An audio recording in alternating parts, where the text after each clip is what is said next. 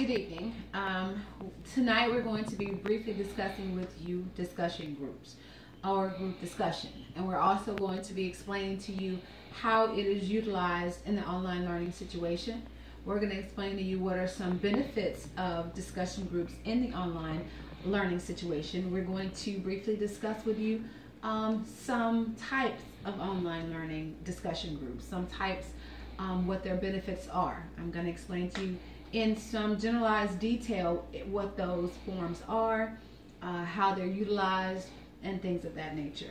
Now, just briefly, like I explained, we need to discuss what is a discussion group. Have you ever even participated in a discussion group? Have you ever thought, or have you ever been nervous, basically, when your teacher says, okay, a part of this course requires that you go into discussion groups? And I know in online learning, we have all encountered some type of discussion.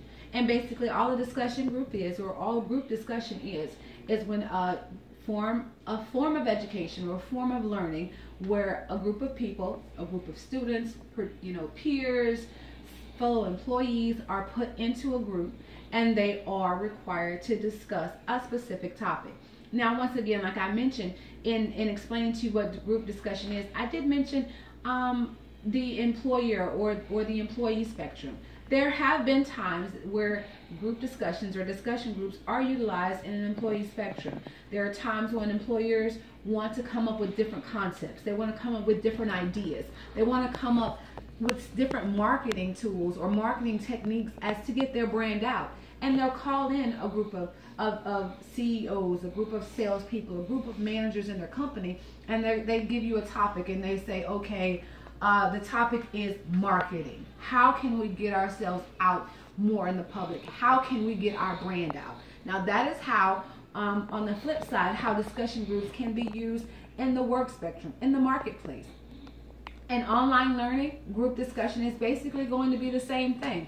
You as students or participants in any type of group will be put together and they're going to put together in small groups, and expected to discuss a specific topic. For example, you may have been required that day to read chapter 9 in your biology class, and it may have been discussing cytoplasm, different things like that. So what you would do in that group, you're going to say, hey, how does cytoplasm affect a plant? What does it do? Like how is it utilized in the synthesis process? How? What does it do? Now, we're briefly going to explain different types of discussion groups. Discussion groups, there are several types of discussion groups. We're going to just briefly discuss some of those types that would benefit the online learner, that would benefit us as online learners.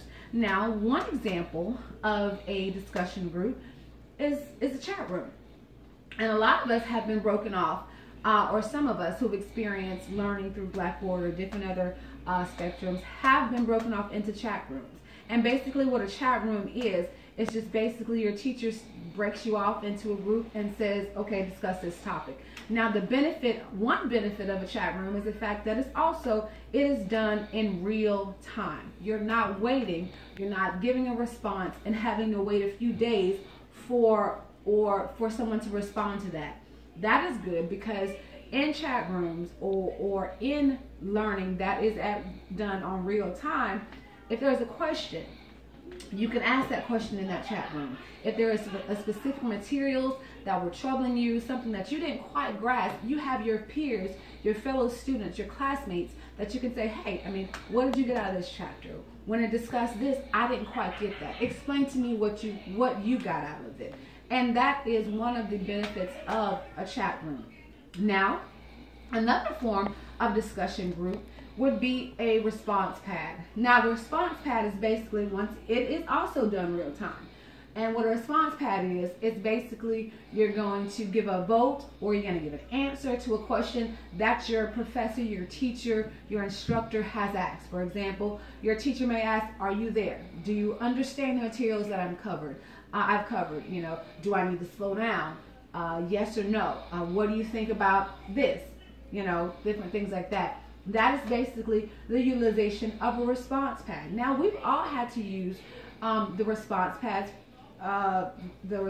pad form Even in Dr. Wright's class, she may ask a specific question and say, can you hear me? Especially the initial time that we sign in. There were questions asked, can you hear me? We all responded yes, or we put up our hand saying yes, we're here. That was the utilization of response pad. Another form of discussion groups can be audio conferencing. Now basically, once again, audio conferencing is also done in real time. And audio conferencing is the utilization of calling in, or it's the telephone communication. You're giving a number, you're given a PIN, and you're expected to sign in. And you're able to communicate via telephone. Also real time, once again, another benefit of real time is you're able to respond. You're able to give real time discussion to your peers. Another form of discussion groups or group discussion is video conferencing or Skype. Now basically what this is discussion. It is done online, but it's done with your image. Like your video image is being viewed by your peers. They're able to interact with you basically almost as if you were in a real classroom setting, because they're able to see you as a person. They're able to see your facial expressions. Your teacher, this is also a good tool for your teacher when using online learning, because they can actually see your facial expressions. Are you saying that you're understanding it and don't understand it? Things like that. Now, discussion groups can also be done using email. Now, basically what you would do when utilizing discussion groups over email, a student will respond to a question or a post, and each of your fellow students are required to give a response.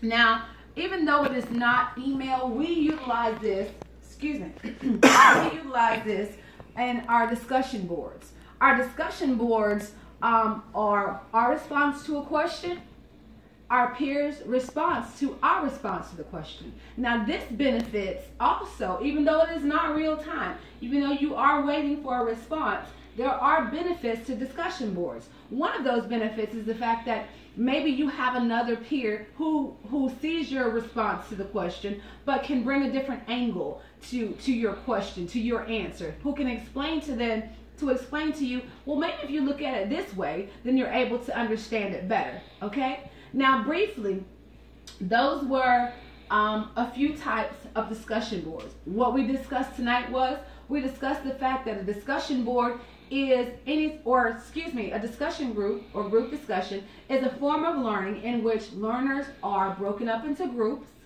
online groups, person-to-person groups, and expected to discuss a specific topic. There is a specific topic given to the group. The group is expected to discuss that topic. We also discussed this evening different types of discussion boards. We briefly discussed chat rooms. We said that in a chat room, this is an online discussion group.